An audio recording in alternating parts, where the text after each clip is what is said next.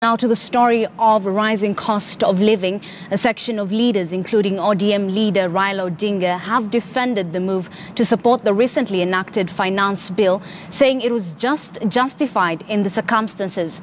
But as it turns out, the new taxation measures will hit hard, especially the low-income earners. And our senior parliamentary affairs reporter Patrick Amimo reports Kenya's forest cover may come under further threat as poor households shift to firewood and charcoal as alternatives.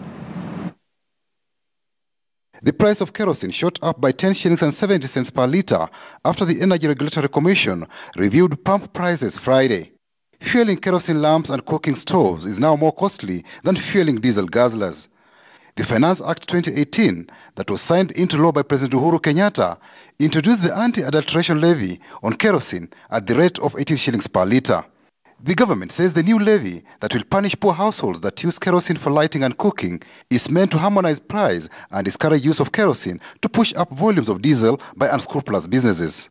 A report by the National Assembly's Budget and Appropriations Committee, chaired by Kikuyu MP Kimani Ichung'wah, that reviewed supplementary estimates for the 2018-2019 financial year, said that the proposed increase in excess duty on kerosene, as well as the anti-adulteration levy, will lead to significant increase in the price of the poor man's fuel. The Ichung'wah committee says that, as a consequence, low-income households may resort to wood fuel and charcoal as the only viable options. The National Treasury had allocated 1.5 billion shillings to finance distribution of subsidized gas cylinders to 1.2 million low-income households in order to encourage use of cooking gas and minimize use of kerosene and firewood.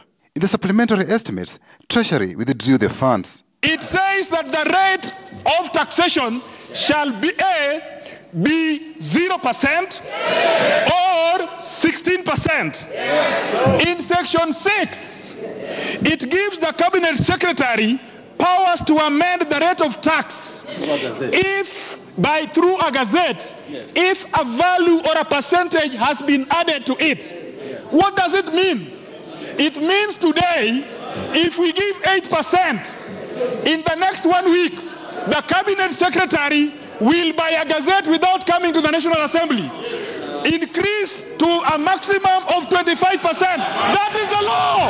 That is the law. That is the law. On Saturday, ODM leader Raila Odinga weighed in on the Finance Act 2018 and why they decided to back it. The president reduced the tax so that the expenditure and the income could balance. It entails a certain amount of sacrifice.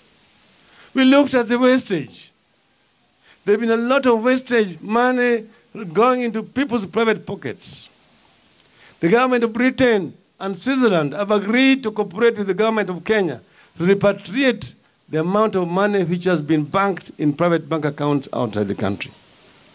And we have said that those monies should be repatriated back to support this economy as quickly as possible. Taxation cannot be imposed arbitrarily.